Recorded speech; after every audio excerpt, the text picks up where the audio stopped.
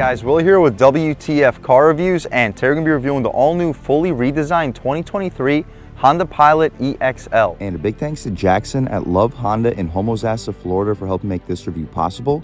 I'll leave a link to their inventory below, and if you're looking for a new car, SUV, or truck in the Homosassa, Crystal River, Weeki Wachee area, I would definitely recommend checking these guys out. And as for Jackson. And for those of you guys who don't know, the Pilot has been Honda's mid-size three-row SUV since 2003. The fourth generation Pilot that you see here was fully redesigned this year for 2023, featuring a refreshed V6, which is still a 3.5 liter, but now has an aluminum block, which allows it to have an increase of 5 horsepower, now at 285 horsepower, 262 pound-feet of torque. Also now made it to a 10-speed automatic transmission, which replaces the old 9-speed. The new Pilot is larger and reshaped, allowing for more passenger and cargo space. Behind the third row seats with the third row up now sits 22.4 cubic feet, which is up from 16.5 from the last model, making it now more spacious than a Kia Telluride, Toyota Highlander, and Ford Explorer. The new Trail Sport 2, it's not a new trim level, there was a Trail Sport for 2022, but it's a lot more off-road oriented now with a full inch lift compared to the 2022 Trail Sport, 18-inch wheels with all-terrain tires, steel underbody skid plates, updated torque vectoring all-wheel drive, which can now send 70% of this car's power to the rear axle. And we have a new Trail Watch camera, which automatically turns on under 15 miles per hour when you're in trail mode. For 2023, there are 6 different trim levels for the Pilot, starting with the base Sport, which starts under 40,000 bucks at 39,150 before destination. Also getting the updated V6, which makes 285 horsepower, 262 pound-feet of torque, made it to the 10-speed, 20-inch rims, full LEDs and LED fog lights, heated front seats, tri-zone automatic climate control, blind spot monitoring, road departure warning, collision mitigation braking, and adaptive cruise control on a base Sport trim. You can upgrade a couple $1,000 to the EXL, which we have here at $41,950. Now we get wireless Apple CarPlay, leather seats, power tailgate, and parking sensors. The Trail Sport technically sits above the EXL. It's similarly equipped, but we get all those off-road goodies on top of it, which totals us out at $48,350. The Touring, although a little bit cheaper than the Trail Sport at $46,450, has more features with a panoramic roof, Bose sound system, navigation, and a hands-free tailgate. The top trim for the 2023 Pilot is the Elite. At 52,000 bucks, we get a heads-up display, 10.2-inch gauge cluster, heated and ventilated seats, and the second row also gets heated seats on the Elite trim level. That bird is absolutely ridiculous. But here we have the EXL with a base price right under 42,000 bucks before destination. What else do we get for that money?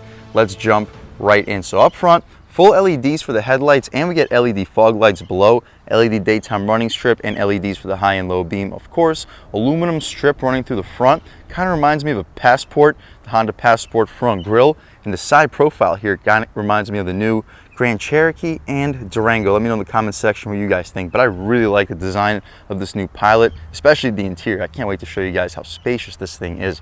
We get full front parking sensing. The Honda badge houses your advanced safety features. We have functional airflow in both of the corners too, right above the fog lights. Wheel and tire setup, they're pretty basic looking rims, but they're 20 inches wrapped in Hankook Dynapro HP2 all-season tires. The dimensions are a pretty wide 255/60 R18. So although this is a front-wheel drive SUV, the 255 wide tires should help put the power down, and the 60 series sidewall should help the ride quality tremendously. We have some plastic cladding around the front wheels, which should help prevent rock chips if you take this SUV off-road. Splash guard, side mirror has an LED turn signal on it, two-tone contrast in terms of color. The glass fills up just about the entire frame. Blind spot monitoring on the glass, aluminum, shiny chrome for the bottom portion of the window trim with some black trim right up top, blacked out B-pillar, smart access for the driver and a front passenger, and some plastic cladding for the rocker panel side skirt area. The window sticker, hopefully you can pick it up. We have some pretty dark tints in this Pilot for this 2023 Pilot two-wheel drive EXL, the base price right under 42,000 bucks. Standard features, I'll move my head out of the way. Hopefully you can pick him up on camera. It's a really well loaded vehicle at this price point. The only thing it's missing, really in my opinion, is the all-wheel drive.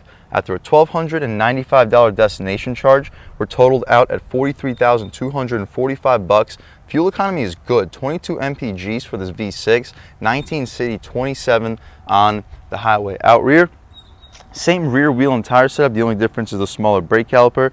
The gas cap is push to open. You can throw 87 octane fuel in here too for this 3.5 liter V6. Out rear, full LEDs for the taillights. The turn signals also appear to be LED third brake light. Shout out Love Honda in Homosassa, Florida for helping make this review possible. Blacked out pilot badge with the Honda badge right up top. Full rear parking sensing, LED third brake light right up top too. The rear end, I'm really liking this new Pilot rear end. It reminds me a little bit of the new HR-V. Side profile got that really aggressive Durango design, and the front end reminds me a little bit of the Passport. So all around, very cool looking SUV. We'll take a squat back here.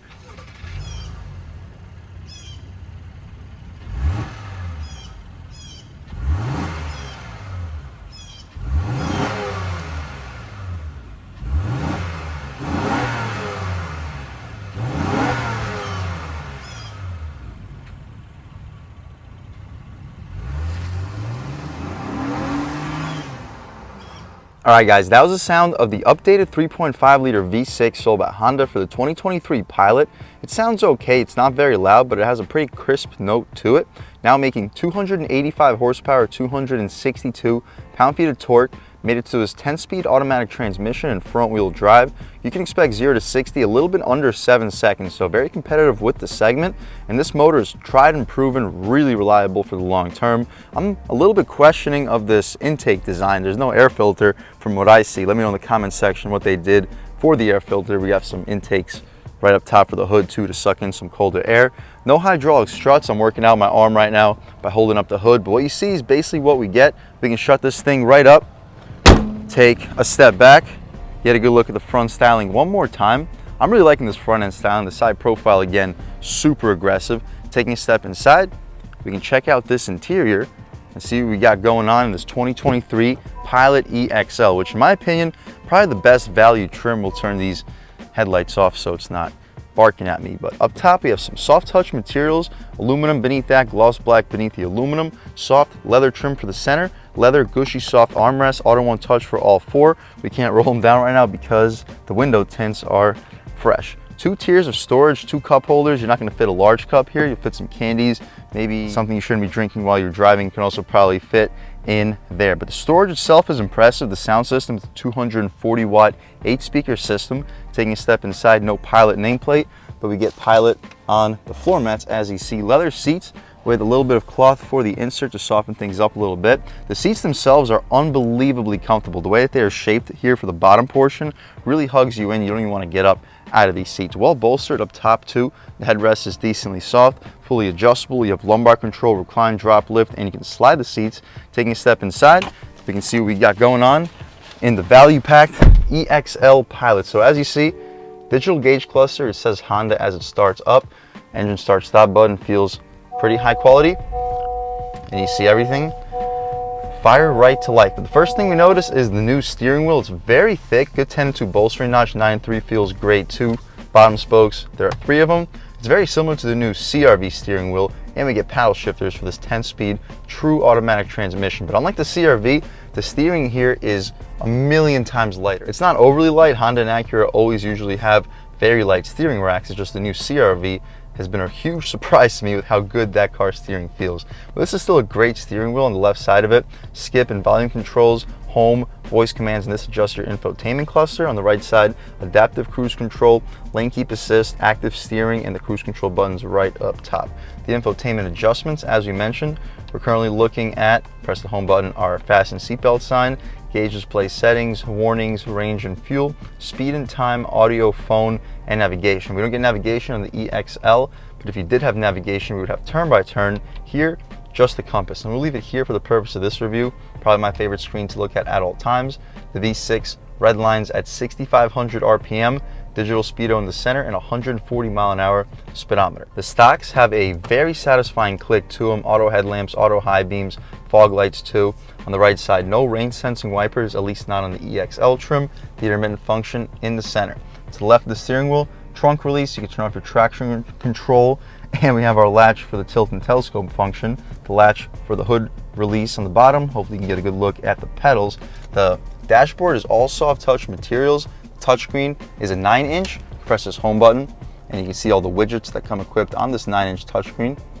Cool. My personal favorite to look at all times would just be this home screen, maybe the trip computer. Cool. You see our range, average fuel economy, trip A and trip B.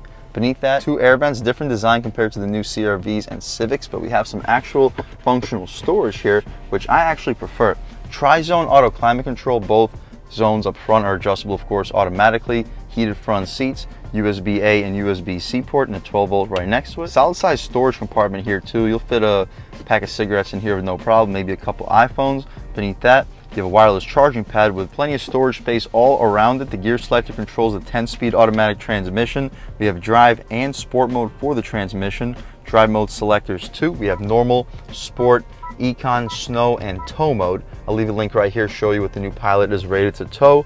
But for this review, we'll start off in normal, transition to sport, and just see what the differences are. We turn off the engine start stop. For the purpose of this review, hill descent control, electronic parking brake with brake hold. Massive size cup holders. You're fitting 20, maybe 24-ounce water bottles in there. These pushy things to keep your drinks in place with a pass-through. The armrest is large. You're fitting 2, maybe 3 full-size arms on it with no problem. It's leather stitched. The space inside, massive. Similar to the new CR-V, you're fitting probably a 12-pack of 1-liter bottles of soda in there. Coin slot right up top too. Glove box, pull this latch, wait for the damping to come down. It's pretty large. I expect you to fit 25 to 30 license plates. You'll fit a pair of shoes in there with no problem. Maybe a 3rd shoe, but I wouldn't expect you to fit a 4th. The rear view mirror is basically frameless, auto dimming with 3 garage HomeLink settings on it. The interior lighting is LED. No moonroof here on this Pilot. It's basically just the base, under 42,000 bucks for the base price, but that's about it for the front seat of the 2023 Pilot.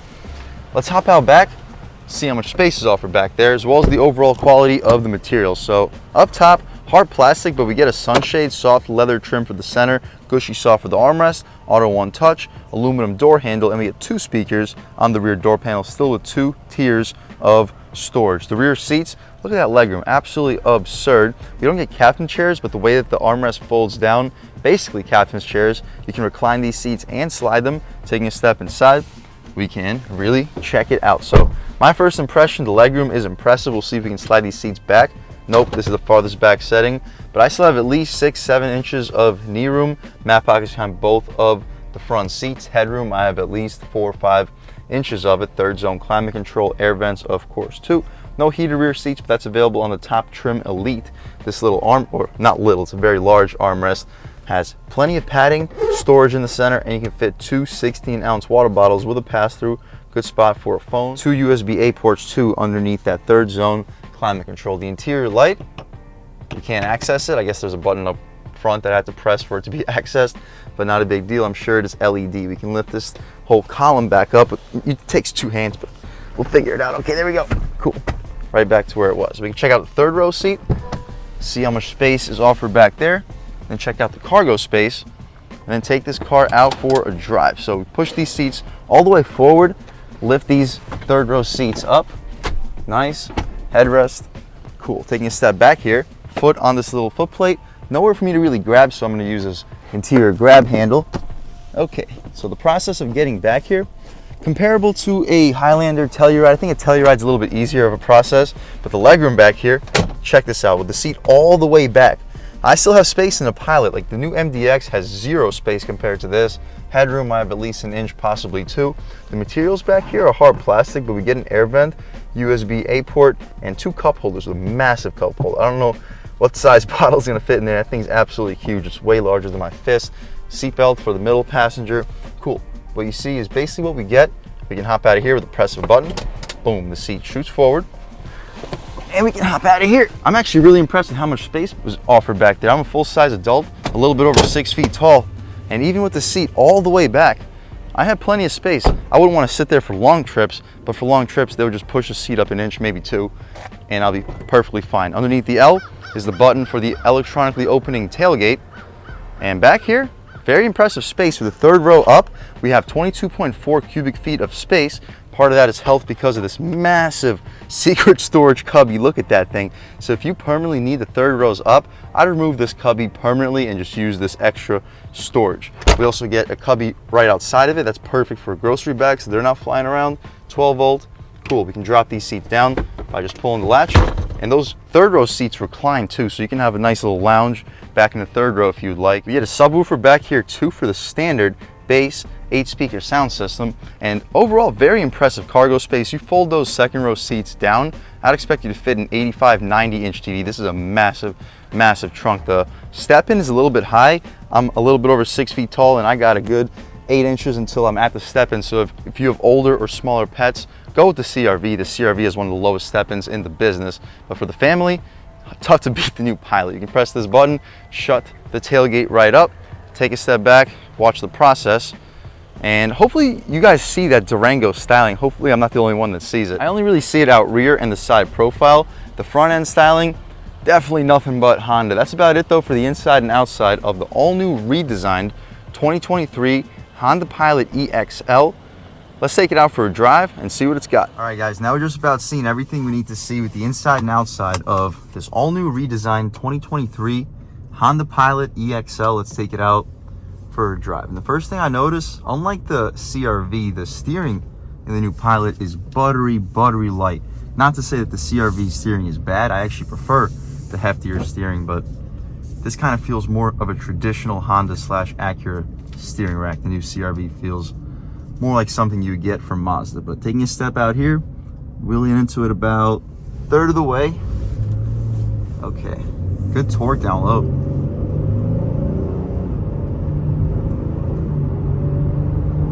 Very smooth. This is an all new transmission too, the new 10-speed. Doesn't feel a whole lot different from the acceleration. From the 9-speed, the gear ratios are pretty similar, but this should be a more proven and reliable transmission long term. On the highway, just cruising along at highway speeds, really quiet interior. That car just passed us. We didn't even hear him pass by. Road noise doesn't exist. Wind noise, we don't have dual pane windows on the EXL. The top trims get dual pane windows, so they're even quieter. But even here, nothing to complain about. Right here should be a good opportunity to see how the steering feels. Okay, very direct. I feel the steering kind of intervening with the lane keep assist. But yeah, cool. On this rougher pavement, still very quiet. Bump. Great ride quality. Yeah, even on the rougher pavement, guys, this is a very quiet, smooth interior. You try out turning radius, throw it in the sport too. See what changes up with sport mode. All right guys, turning radius here, really sharp. We're gonna end up in the left lane app now. We got a little bit in the right, but about half throttle. Oh,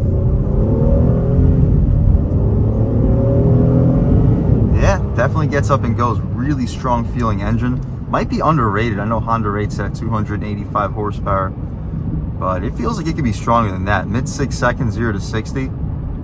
Very impressive for a 4,500 pound 3-row SUV. We can try out these paddles. Rev match downshift. It's a pretty slow rev match, but torque. Oh, okay. So when you hammer on the gas, it automatically downshifts you. It doesn't let you hold the gear, so you have to be in S mode for it to hold the gear. 4.